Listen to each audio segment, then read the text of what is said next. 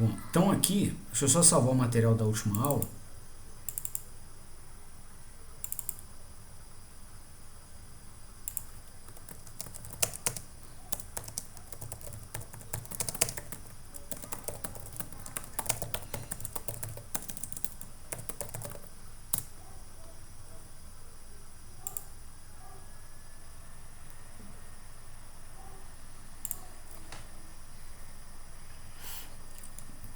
Então aqui, recuperando o material da aula de ontem, pessoal, as notas da aula de ontem,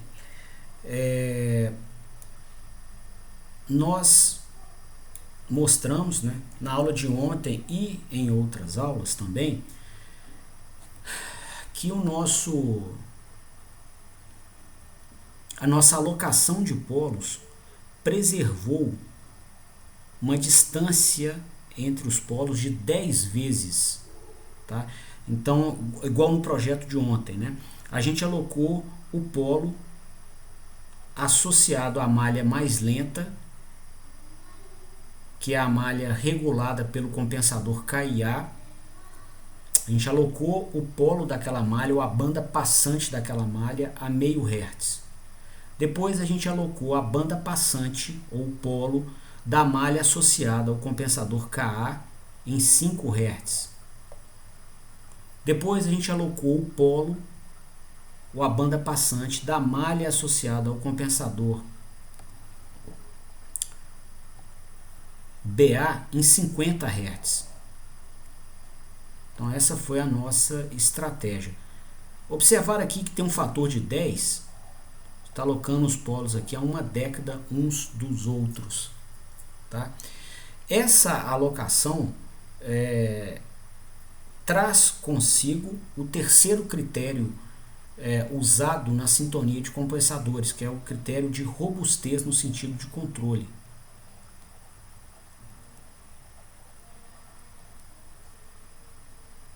E ao que isso se refere? Qual que é a relevância, né, de se garantir robustez? E por que a gente usou esse fator de 10? Tá? Então, acontece o seguinte, na planta mecatrônica que nós vamos controlar, tá, a gente faz todo esse projeto de sintonia visando garantir, né, o comportamento dinâmico do sistema. E nesse projeto a gente leva em conta valores dos parâmetros da planta de controle. Vocês observarem, né, dentro dos cálculos dos ganhos dos compensadores, entram os valores do momento de inércia e do coeficiente de atrito viscoso do rolamento. Certo? Só que esses valores são estimativas. Bom, ontem, no projeto de ontem, eu apresentei, né, como dados aqui do sistema, mas eles são estimativas. Tá? É até comum que você tenha erros de 20% em estimativas de momento de inércia. Tá? E aí, o que vai acontecer, né, com o nosso projeto se nós usarmos estimativas erradas, né? Ou se as nossas estimativas estiverem corretas, porém os parâmetros mudarem com a operação do sistema. Tá? O momento de inércia não é muito comum de mudar não, mas o coeficiente de atrito viscoso do rolamento ele vai mudar com a condição de lubrificação do rolamento. Tá? Que depende da rotina e da qualidade da manutenção da empresa. Né? E aí, se esses parâmetros mudarem, se a estimativa não estiver boa, ou se esse parâmetro mudar com o passar do tempo, tá? A gente vai aceitar perder o nosso projeto de sintonia e ter o desempenho do sistema prejudicado por conta disso? Né? Bom, não vamos aceitar. Né? Se for possível usar de algum recurso para evitar esse problema, nós vamos usar desse recurso. Tá? Bom, que recurso seria esse? Né? Como que a gente poderia evitar esse problema?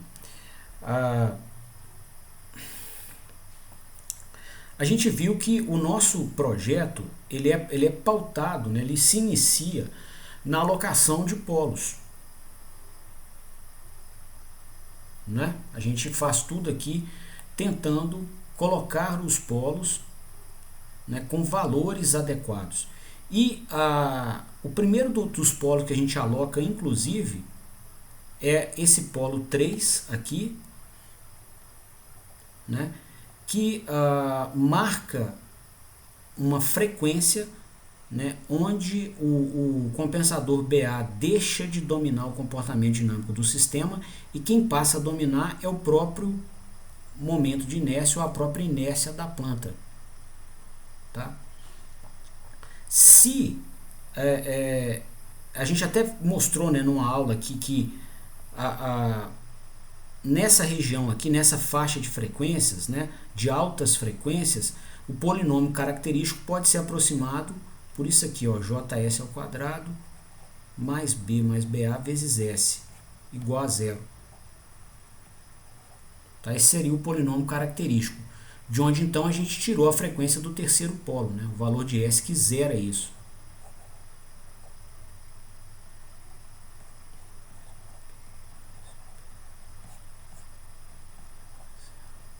Tá? Ou, de certa forma, né, esse polo, até recuperando a equação aqui de cima, ele vai ser encontrado no valor de S que faça com que o comportamento dinâmico do momento de inércia aqui fique igual, né, ao efeito dinâmico do próprio compensador BA. Ou seja, essas duas retas aqui, ó, o JS ao quadrado encontrando com a curva aqui do B mais BA vezes S. Nesse ponto de encontro aqui que a gente tem o terceiro polo. Então, se o momento de inércia estiver errado, digamos que ele está subestimado e ele, na verdade, em campo ele é maior. Né? O que vai acontecer então? A gente ia crescer o J. E aí a planta física real não teria o polo que a gente alocou. Tá? Essa reta na planta física real estaria para cá, J real vezes S ao quadrado, e o nosso polo na realidade estaria para cá, ó. Tá? Estaria nesse valor de frequência aqui, ó. E aí seria interessante que a gente não deixasse esse polo encontrar com esse aqui, ó. Tá? Porque se a gente for olhar no plano dos números complexos, né, e marcar o lugar dos polos, igual tem o lugar das raízes, nós vamos marcar o lugar dos polos aqui no plano dos números complexos. Então tá aqui, ó, eixo imaginário, aqui na vertical, eixo real,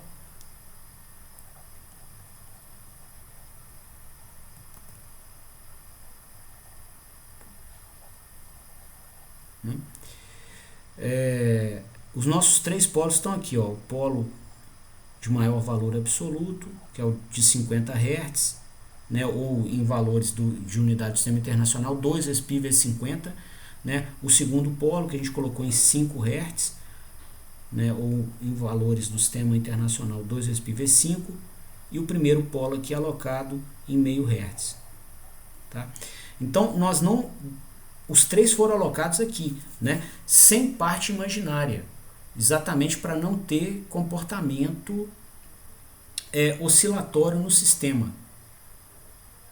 Tá? Então, quando o polo tem parte imaginária, né, a gente lembra da teoria de controle, sempre o seu complexo conjugado também vai ser polo, e um sistema que tenha polos com essa particularidade, ele vai apresentar em seu regime transitório comportamento oscilatório. Tá? Que a gente não quer que se tenha aqui em acionamentos mecatrônicos, especialmente porque tem vários porquês para isso, né? E o principal é que a carga do cliente potencialmente não aceite isso. Tá? Imagina você com um laminador que tenha oscilações bruscas de velocidade, né? Você acaba tendo oscilações bruscas de força também, de contato com a peça laminada, né? Que vai passar aqui entre os dois cilindros de laminação, e você vai deformar a peça, tá? Mesma coisa você vai ter com peças com acionamentos que moldam peças plásticas. Então, você não quer que nos transitórios você tenha oscilação de velocidade, para não ter também oscilação de força, tá? No conjunto que empurra, no fuso, por exemplo, que está empurrando uma peça plástica contra um molde. Tá? Além do que, você não quer essa oscilação de velocidade, por exemplo, porque ela promove acelerações bruscas. E aí qualquer excentricidade mecânica que você tiver no eixo, né, desalinhamentos, desbalanceamentos, ela vai criar acelerações em outras direções, não só na direção de rotação do eixo. Isso significa o quê? Vibração mecânica. Tá? E que é altamente indesejada e cria esforços, por exemplo, nos rolamentos e mancais em direções para os quais esses componentes não estão preparados para receber esforços. Tá? Então você vai ter problema de manutenção com isso. Tá? Então não é muito desejado que a gente tenha esses polos aqui com parte imaginária presente, não. Então a gente alocou os polos, né, para que eles sejam puramente reais. E aí nós vamos observar o seguinte, ó, igual nesse caso aqui, se a gente tivesse errado o momento de inércia, tá, e o momento de inércia da planta real for um pouquinho maior, a gente ou quem tiver nos passado os dados, tá? O nosso polo, a gente sabe que o polo vai deslocar, então é como se o polo 3 se deslocasse para cá, ó. Tá? E a gente não quer que ele se encontre com o polo 2, porque se ele se deslocar e encontrar, os dois começam a se mover aqui, né, no plano e passam a ter parte imaginária. Tá?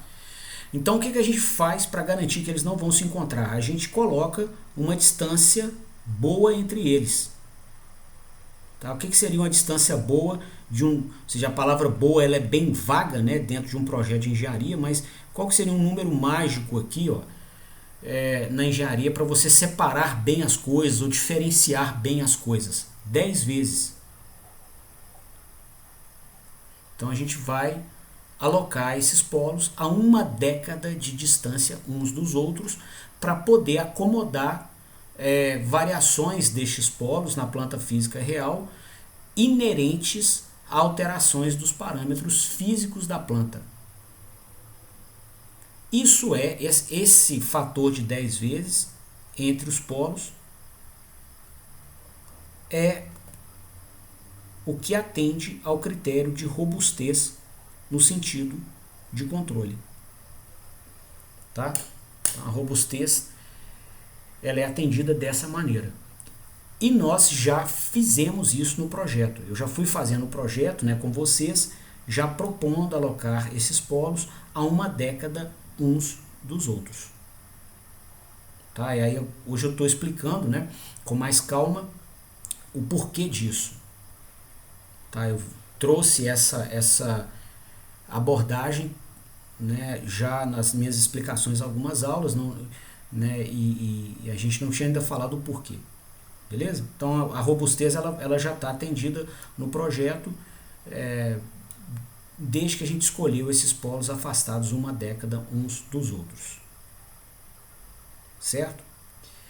Bom, isso então encerra, né, aqui o que eu queria mencionar sobre o projeto dos compensadores. Tá? Como calcular esses ganhos aqui, ó, tá? Para a malha de controle, que é a mais usada mundialmente no contexto de acionamentos mecatrônicos industriais. Tá? Bom, eu queria agora então analisar com vocês as malhas de controle, né, que usam desse controlador por realimentação de estados de alguns fabricantes. Então eu peguei o datasheet de alguns fabricantes de inversores de frequência que embarcam essa malha de controle e eu queria fazer uma análise com vocês para ajudar a consolidar a ponte entre esse material teórico e o material prático. Tá? Vocês vão ver essa malha aqui tipicamente embarcada dentro de inversores, e é neles que vocês vão parametrizar ou escolher os parâmetros, né, dos compensadores que nós calculamos aqui. Certo? Bom, então para isso eu vou apresentar a vocês aqui inicialmente a malha de controle do inversor VEG. Tá? A VEG é uma multinacional brasileira. Tá? Ela é de Jaraguá do Sul, em Santa Catarina. Até a última informação que eu tinha, era a segunda maior fabricante de motor elétrico do mundo. Tá? Fabrica também vários produtos na linha de automação e inversor de frequência. Tá? Realmente uma potência e uma empresa assim, de muito orgulho para a gente aqui no Brasil. Tá? Não é uma multinacional estrangeira que opera no Brasil, ela é uma multinacional de origem brasileira. Tá? A sigla até VEG, Werner, Egon e Geraldo, são os 3 fundadores da empresa. Tá? No inversor da VEG, inclusive nós usamos algumas unidades lá no laboratório. Olha qual que é a malha de controle. Tá?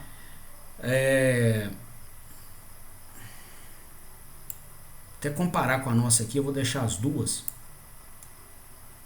para a gente poder comparar. Tá?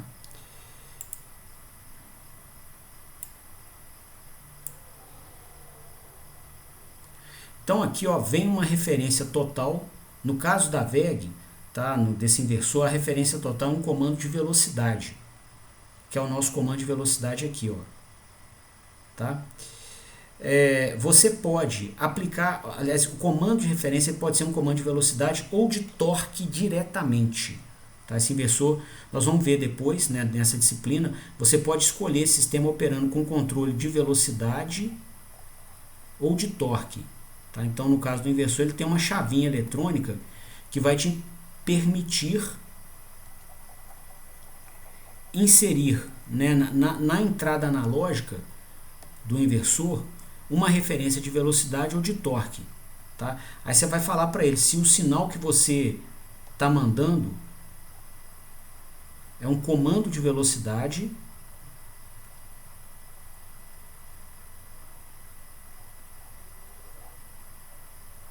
ou se você muda essa chave eletrônica e passa diretamente a partir da entrada analógica, analog input, é um sinal que você vai conectar num borne aqui, né?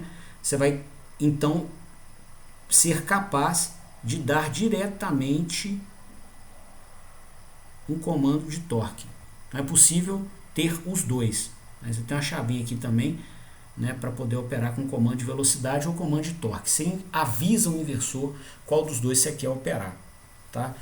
Aplicações de veículos, por exemplo, carros, motos, né? Geralmente o cliente da aplicação gosta de dar comandos de torque. É o que a gente faz no acelerador. Né?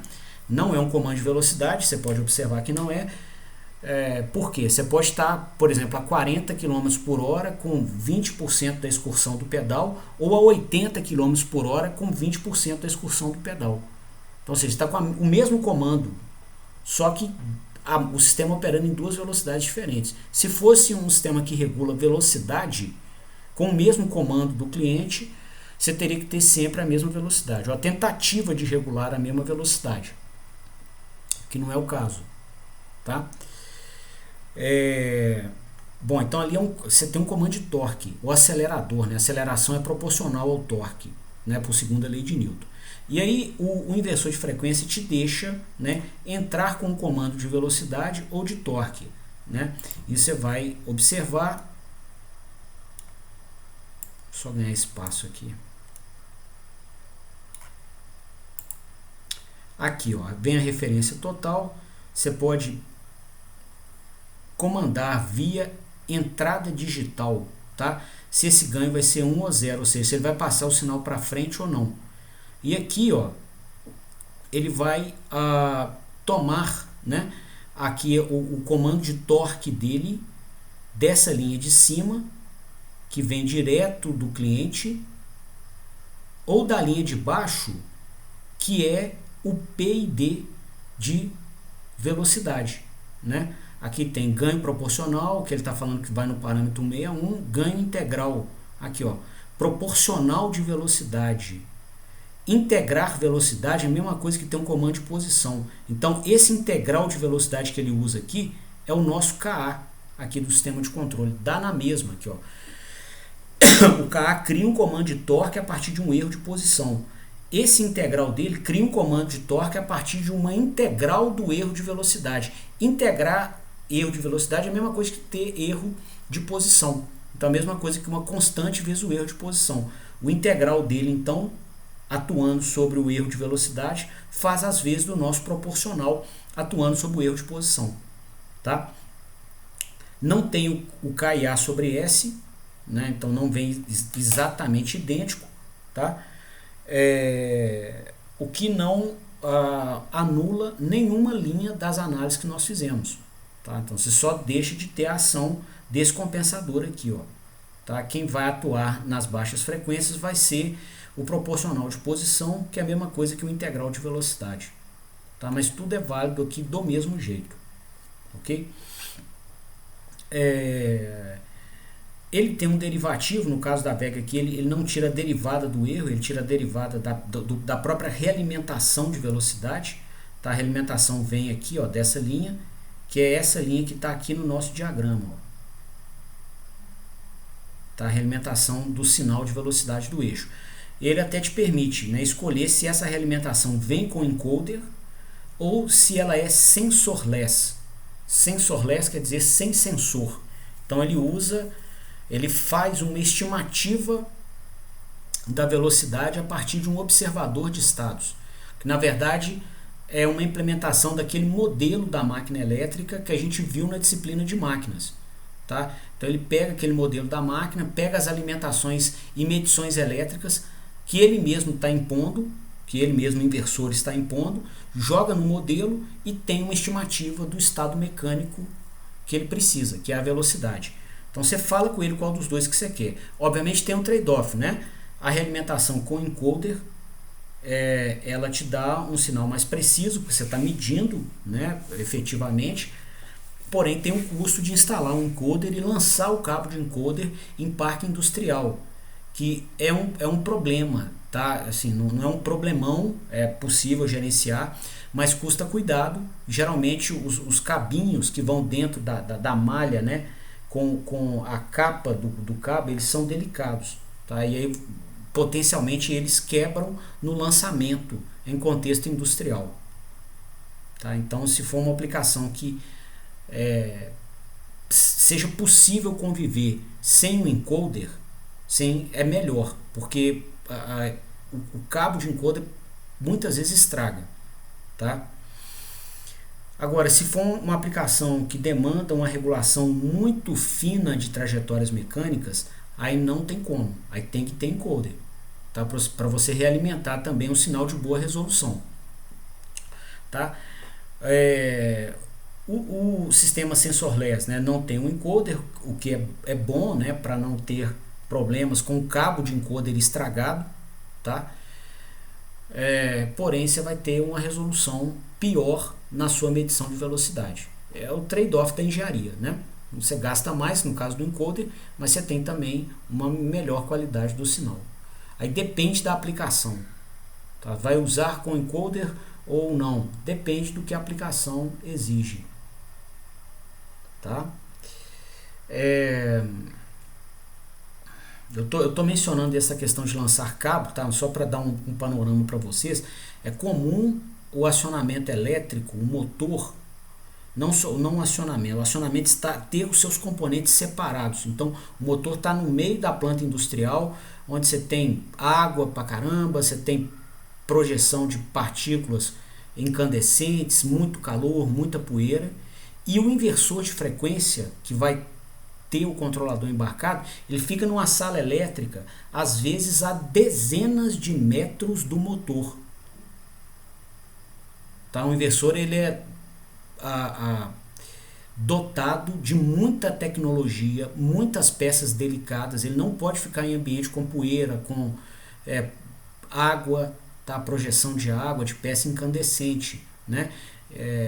A potência elétrica do acionamento flui toda por dentro dele, então assim, inclusive é perigoso, né, você colocá-lo numa região onde ele possa explodir, tá? Porque, por exemplo, entrou água dentro dele, ou foi uma peça incandescente qualquer, entrou lá dentro, promoveu um curto-circuito. Tá? Você vai ter potências aqui brincando de 50, 100 cavalos, 200 cavalos, né, num espaço um espaço pequeno, 1,5 m por 2 de altura por 1 m de profundidade. Tá? É muita potência em pouco espaço. Então, na hora que você tem curto, né, e aquilo explode, não é salutar estar perto, não, sabe? O pirotécnico é bem pronunciado, assim, né? Então, assim, você evita né, de colocá-lo em situações que ele possa explodir, queimar. Então ele é abrigadinho em sala elétrica, direitinho, com ar-condicionado, sem poeira, né, ou com pouquíssima poeira, tá? Um ambiente limpo, seco, tá?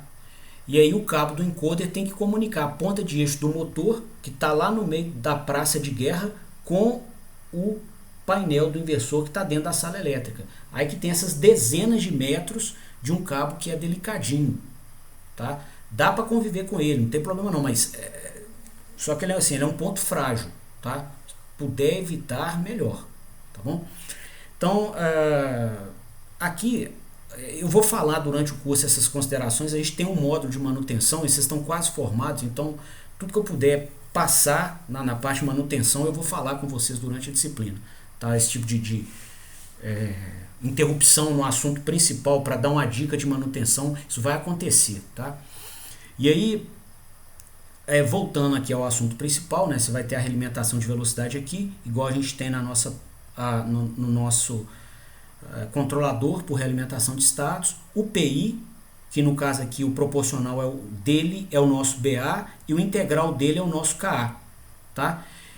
Você tem aqui ele te permite, né, dar um ganho derivativo ao sinal de velocidade realimentado, tá? Mas muitas vezes a gente não usa isso aqui, porque se o sinal tiver ruído de alta frequência, quando você deriva um sinal de alta frequência, você obtém um sinal de altíssima amplitude, tá? E isso então promove um erro de rastreamento de trajetória, tá? Ou seja, você passa a criar comandos de torque elevados por conta do ruído, que é de alta frequência, tá? E aí o sistema tenta, né, rastrear um sinal falso, né, ou rejeitar um sinal de trajetória mecânica falsa, ou seja, vem uma componente de alta frequência realimentada na velocidade, ele amplifica isso aqui pela ação de derivação, né? O que eu estou falando aqui é o seguinte, ó, tiver um ruído qualquer, um A cosseno de ômega t, quando você deriva isso, o seu resultado vai ser menos A ômega seno de ômega t. Quer dizer, a frequência do sinal de entrada aparece na amplitude do sinal derivado. Então, se você tiver um ruído, que são sinais que a frequência é elevada, você tem na saída do derivador um sinal de alta amplitude. Tá? Na mesma frequência do ruído. Tá? Então, a gente evita usar derivadores em sistemas que contêm ruídos de alta frequência, porque você tem sinais de alta amplitude associados aos ruídos na saída do compensador derivador.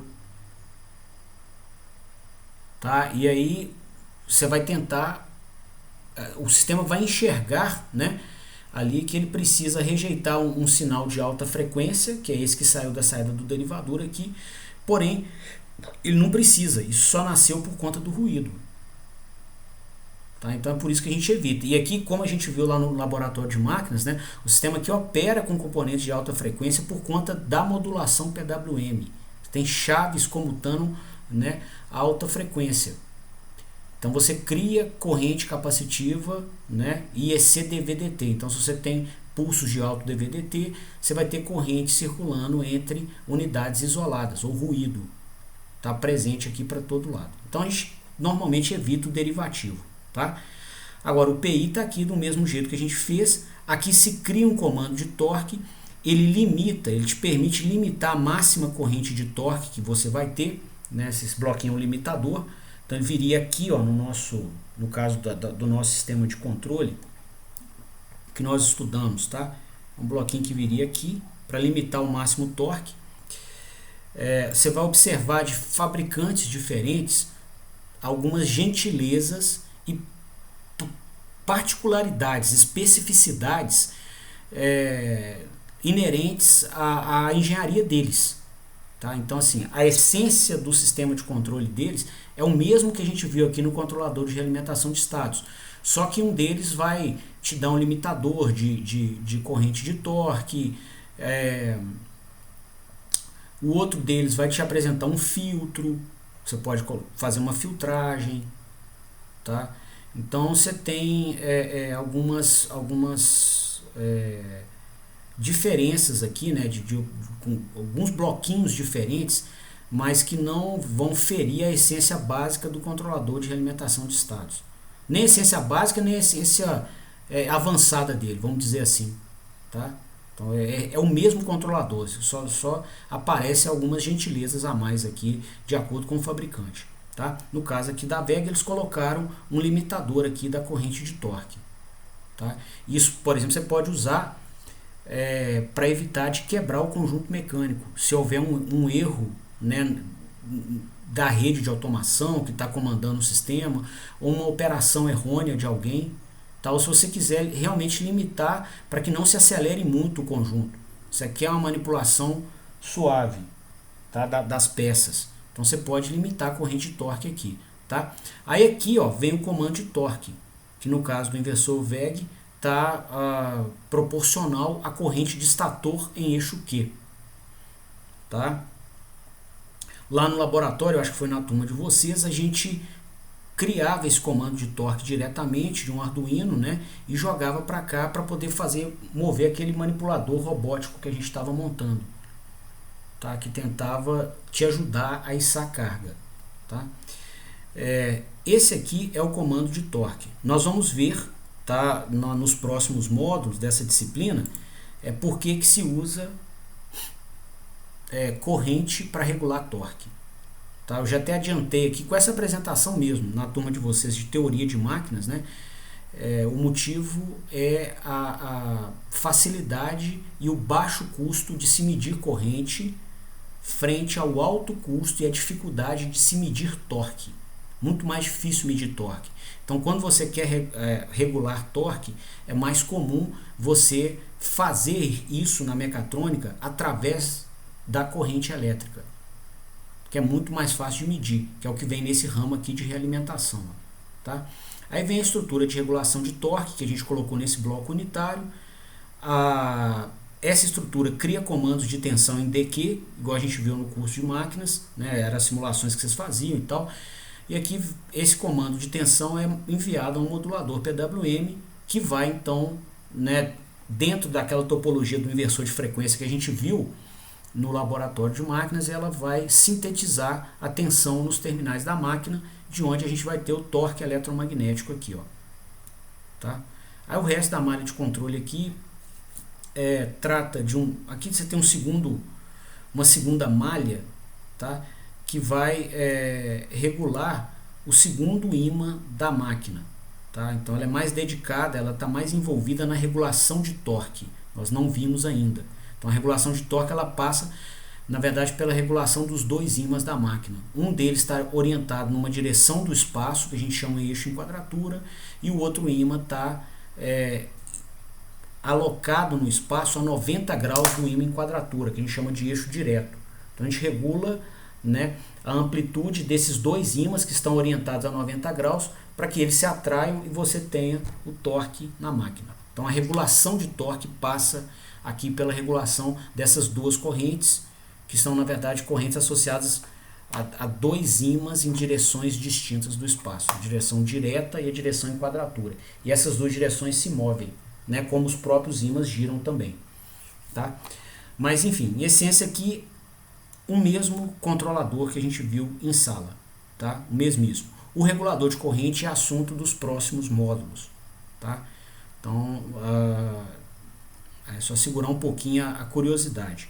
Aqui, ó, peguei o controlador de um outro fabricante. Tá? Esse aqui é do Siemens, uma família que chama Synamics. Tá? Modelo G120. Tá? Então, olha aqui, ó. Comparar aqui o controlador dele com o nosso. Só criar espaço aqui, ó.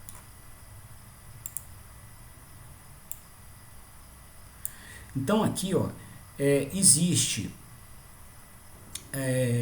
um set point, tá? Fala aqui set point from ramp function generator. Então ele tem uma geração de rampas. Isso aqui vai de encontro com aquele primeiro módulo da nossa disciplina de teoria de máquinas, né, que eu comentei com vocês. A gente não cria degraus de velocidade. Então aqui ele tem um comando de velocidade, igual a gente tem aqui no nosso controlador, tá? Só que ele já garante que esse comando chegue em rampa. É muito comum em contexto industrial você inclusive parametrizar o inversor para criar a rampa de velocidade, tá? Tal como a gente conversou aqui no curso de máquinas, né? Então aqui você cria referências de velocidade em rampa e não em degraus. Então ele tem uma geração de referência em rampa, tá? Igual a gente fez na parametrização dos inversores no laboratório, você parametriza nessa rampa, geralmente você vai parametrizar o tempo de rampa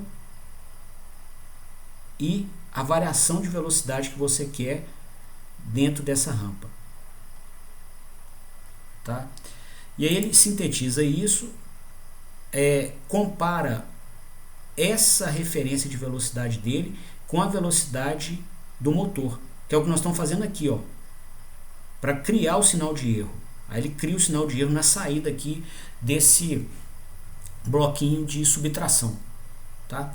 Uma gentileza que ele oferece, né, diferente do fabricante anterior que nós estudamos, ó, ele te permite ter um limitador da referência de velocidade.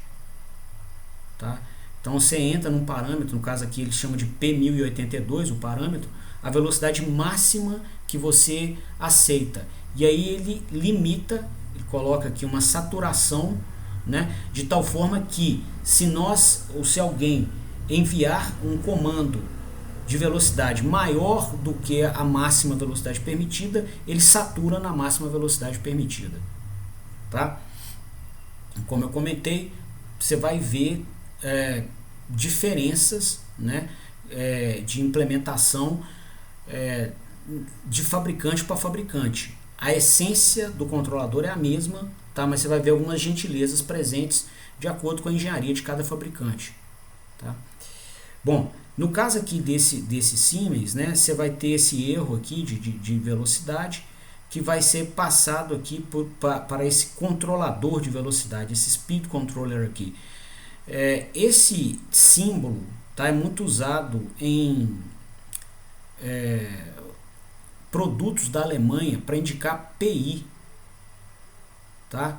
Então aqui você tem um PI, um regulador PI de velocidade. Proporcional de velocidade faz às vezes do BA. O integral de velocidade é o nosso KA. Tá? Então o integral de velocidade aqui desse Siemens, ele vai atuar, né? Ou seja, vai ser um compensador que vai atuar sobre a integral do erro de velocidade, que é esse sinal aqui. Integrar velocidade é a mesma coisa que ter posição. Então é um compensador que atua, um ganho que atua sobre um erro de posição, né? O que é implementado no nosso controlador pelo KA. Tá? Então você tem aqui o BA e o KA. Não tem o KIA. Beleza, não tem problema. Só a única coisa que vai acontecer é que o compensador que vai atuar até as baixas frequências vai ser o KA também. Toda a nossa análise vale do mesmo jeito. Tá? E aí na saída dos compensadores, né, cria-se um comando de torque. Aqui, que é o comando de torque que a gente cria aqui. Tá? E aí ele faz, né, ele coloca um limitador de torque através de um limitador de corrente e regula o torque por duas malhas. Tá? Uma malha que vai regular o ímã principal da máquina, né? Vai ser um ímã girante, igual a gente viu no curso de máquinas. Tá? Aí ele vai ter um valor grande numa região do espaço, o ímã do estator, e o ímã do rotor vai ser quase igual, mas ele vai ter uma pequena componente a 90 graus. Tá? E essas duas componentes que interagem para produzir o torque na máquina.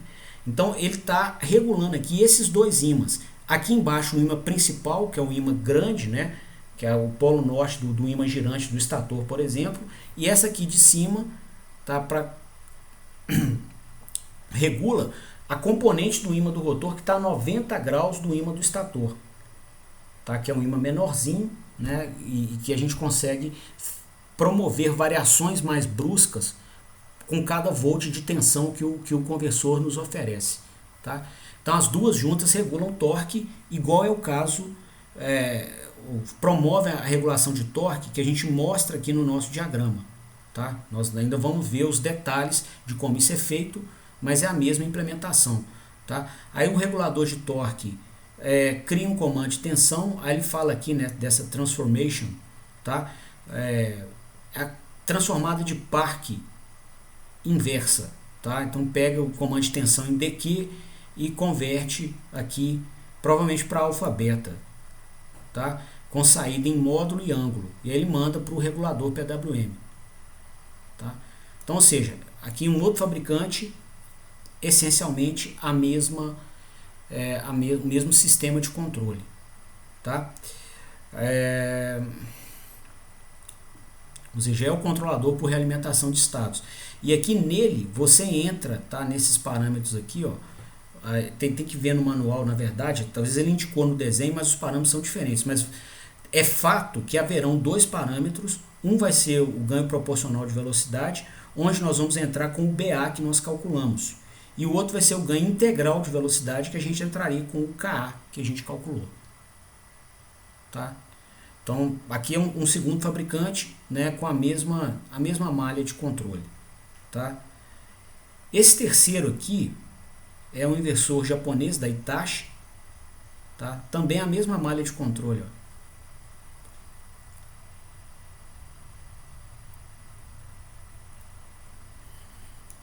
Ele pega, né, ele toma uma referência de velocidade, está aqui, ó, Speed Reference, que é o nosso comando de velocidade aqui, ó, Omega Mac de referência, e toma uma realimentação aqui da velocidade do eixo, tá? Essa realimentação de velocidade do eixo pode ser feita por um estimador de velocidade, que na verdade é um observador de estados que usa daquele modelo nosso da máquina de indução, né? E a partir dele estima a velocidade, tá? Então ele coloca naquele modelo as tensões, frequências e correntes que ele está impondo e medindo, e dela ele estima a velocidade mecânica, tá? Para fazer a realimentação da máquina. Aí vem nessa linha aqui, tá? Ele faz aqui, né? Ele implementa o controlador de velocidade aqui, tá? E aí ele mostra aqui nesse bloquinho, ó, que para fazer o regulador de velocidade ele usa, né, esses parâmetros aqui, ó, esse speed response, talvez seja um filtro, tem que ler com detalhes, tá? P gain, ganho proporcional do PI. Qual que é o proporcional da malha de velocidade? Aqui é o nosso BA. Depois aqui, ó, I gain, né, em inglês, for PI. Então é o integral, ganho integral do PI, no parâmetro H051. Ganho integral atuando no erro de velocidade é a mesma coisa que o ganho proporcional atuando no erro de posição. Então é o KA nosso, que vem aqui nesse integral do erro de velocidade. Tá? Depois ele fala aqui, P gain for P. Aí eu não sei o que é, teremos que ver. Tá? E ele faz o uso de parâmetros do motor que ele estima aqui, que ele está mostrando em outros parâmetros, provavelmente esses que ele está mostrando na linha de cima, tá? E tem que ler o manual com calma. Da saída do regulador de velocidade dele tem um comando de corrente estator em eixo Q, que é um comando de torque, tá? Que é o que nós fazemos aqui, ó, na saída do PI tem um comando de torque, tá? E esse regulador de torque opera, né, regulando os dois ímãs da máquina. Um que vai estar numa direção que a gente chama eixo direto, que é a direção de um dos ímãs, né, do ímã principal da máquina, e a outra corrente vai estar associada à síntese do outro ímã, que está a 90 graus do ímã principal. Tá? Que são os dois ímãs responsáveis pela síntese de torque. O ímã principal, por exemplo, do estator, e a componente a 90 graus do ímã do rotor. Os dois vão se interagir e produzir torque. Tá? Dois ímãs alinhados não produzem. Por isso que a gente está mencionando aqui em ímãs em direções ortogonais do espaço, que é o eixo direto e o eixo em quadratura. Tá? Como esses ímãs giram, essas próprias direções D e Q tem que ir girando junto, né? Que é o que a gente viu na transformada de Park no curso de máquinas. Tá? Bom, e aí, ou seja, essas duas malhas então vão fazer, né, a regulação de torque. Tá? Ele mostra aqui que isso é feito aqui no Torque Current Control. Então ele toma o comando de corrente em eixo Q com a corrente que realmente tem naquela direção Q, e o comando de corrente em eixo D com a corrente que realmente existe naquela direção D. Tá? E aí cria comandos de tensão, né, naquelas duas direções para regular as próprias correntes e os ímãs. Tá? Tem esses comandos de compensação, nós vamos ver o que é isso depois. Isso é parte do regulador de torque que nós colocamos nesse bloco unitário, e disso aqui, ó, ele cria os comandos de tensão, né, que vão ser aplicados aqui. Ó. Aqui ele faz a transformada de Park inversa, que a gente viu também no curso de máquinas. Ó. Pega as tensões em DQ e converte de DQ bifásico para três fases, ABC ou UVW. São os comandos de tensão que vêm para o modulador PWM do inversor, que vai alimentar a máquina elétrica. Tá? Esse fabricante ele até foi bem didático aqui no desenho. Tá? E aí ele mede, né, duas correntes, IU e IW. Tá? Ele está medindo duas correntes por quê? Para o sistema equilibrado, né, a soma das três dá zero. Então se você mede duas delas, IU e IW, a outra, que é a corrente na fase V, né, IU mais IW mais IV é igual a zero. Então o IV é menos IU menos IW. Não precisa medir as três, tá? Quando o sistema não tem fuga à terra. Tá? Aí para economizar sensor, muitos fabricantes medem duas só. Né? Aí vai fechando a malha aqui. Ele pega as correntes, né, nas três fases, com uma medição aqui de posição e faz a transformada de Park. Aí pega a corrente em DQ para ter uma noção dos ímãs responsáveis pelo torque, né, no espaço, e realimenta aqui nas malhas de controle. Ó. O ID realimentado aqui nesse sistema de controle da corrente de magnetização, e o IQ realimentado aqui em cima no sistema de controle da corrente de torque. Tá? Nós vamos ver com o curso aqui o que é esse termo, corrente de torque e corrente de magnetização. Tá? Mas em essência, o nosso controlador por realimentação de estados. Nesse inversor também você colocaria o BA, que a gente aprendeu a calcular, no ganho proporcional, esse P aqui do regulador. E o ganho KA no ganho integral, esse I aqui do regulador. Tá? Então, o terceiro inversor que a gente está vendo é a mesma malha de controle. Esse aqui é o GE, tá? Ele é bem aberto, né? Assim, você pode escolher vários parâmetros. Tá? Isso também muda de fabricante para fabricante. Tá? Com vantagens e desvantagens, claro. Né? Você tem quando você tem acesso a mais parâmetros, você vai ter um trabalho maior de parametrização. Tá? Então você tem uma dificuldade a mais inicial. Porém, você consegue fazer com que o sistema te atenda em contextos mais exigentes, mais criativos. Tá? Quando você tem um sistema mecatrônico que te exija a criação de comandos mais fora do cotidiano. tá? Então é um jogo, né? Muito parâmetro, dá muito mais trabalho para poder parametrizar inicialmente, igual vocês viram lá no laboratório. Parametrizar isso não é fácil, né? Até que você consiga uma parametrização que faça o sistema operar, demora, né? Desgasta, tá? Pede muito capital intelectual. Então ter parâmetros demais não é bom. Por outro lado, parâmetros demais deixam o inversor bem flexível. Você consegue criar ao atender uma gama maior de aplicações com aquele inversor, tá? No caso do GE aqui você tem ele bem aberto mesmo, tá? Muito parâmetro, tá? E aí aqui, ó, da mesma forma, você cria uma referência de velocidades. Ele tem toda uma estrutura sofisticada para criar aqui o comando de velocidade. Vai sair aqui, ó, tá?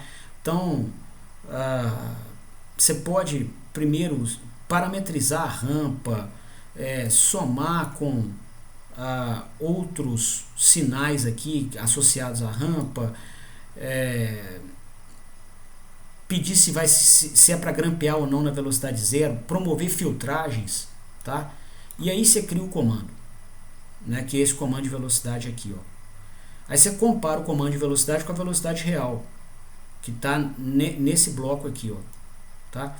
A velocidade real está vindo nessa linha, que está aqui, ó, speed feedback, realimentação de velocidade, que por sua vez, aqui ele até chama para um outro ponto, pode ser por sensor ou por observador de estados, né, que é o sistema sensorless, uma estimativa da velocidade,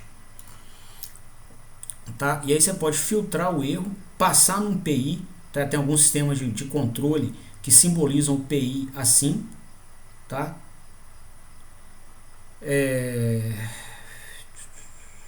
Desculpa, aqui não. Aqui você tem uma banda morta, quer dizer, tem uma faixa de erro de velocidade que ele não faz nada, tá? Aqui que vem o PID, que é proporcional, que é o BA, integral de erro de velocidade, que é o KA, derivativo do erro de velocidade, que não tem aqui no nosso sistema. Também não é muito bom usar pelo problema de amplificação de ruídos que eu falei, tá? E aí você cria o comando de torque, tá?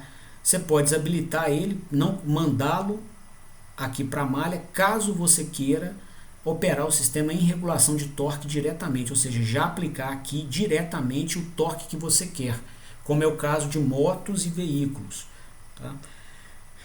Ou você pode habilitar o sistema de regulação de velocidade, ou seja, quem cria o comando de torque é a saída do regulador de velocidade, que é a mesma coisa que o nosso aqui, ó. E aí a malha de regulação de torque traz a mesma estrutura que eu comentei nos outros 3 casos. Então nesse quarto caso é a mesma estrutura. Você vai regular os ímãs no espaço que regula o torque através das correntes elétricas da máquina, porque é mais barato medir corrente do que medir torque, mais barato, mais fácil, tá? Aqui é a continuação do inversor GE, tá? E acabou.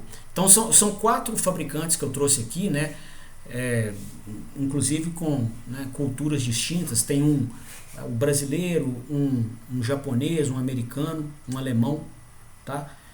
Todos eles usam o mesmo controlador que a gente aprendeu aqui, tá? Eu queria só, né, ajudar vocês aqui a olhar para esses diagramas de controle em datasheet e não tomar um susto, assim, pô, mas é totalmente diferente do que eu já vi, tal. Não é o mesmo, tá? Você só vai ter ali bloquinhos extras, né, como cortesias, gentilezas da equipe de engenharia, tá, para te ajudar em algumas tarefas, tá? Bom, a aula de hoje, então, pessoal, era só isso. Eu só queria fazer essa ponte da nossa teoria com material prático, e queria então abrir a palavra a vocês, saber se, né, há alguma intervenção, se vocês entenderam o recado. Tudo certo, professor. Professor, você já marcou alguma data? Como assim, marcou alguma data? Da prova. Não. Enfim, eu posso marcar isso, tá? Não tem nada marcado ainda, tá? Geralmente eu não marco isso de antemão porque eu pergunto a vocês, entendeu? Na hora que vai acabando os módulos eu vou perguntando. Não, beleza, professor, só para saber. Porque são 4, né? Se for pensar, o semestre já está perto do fim. Pois é. Tá, ainda não tem não.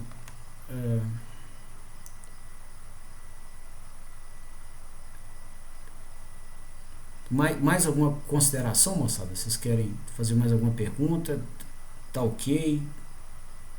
Era isso, professor. Boa noite. Beleza, Lucas. Boa noite.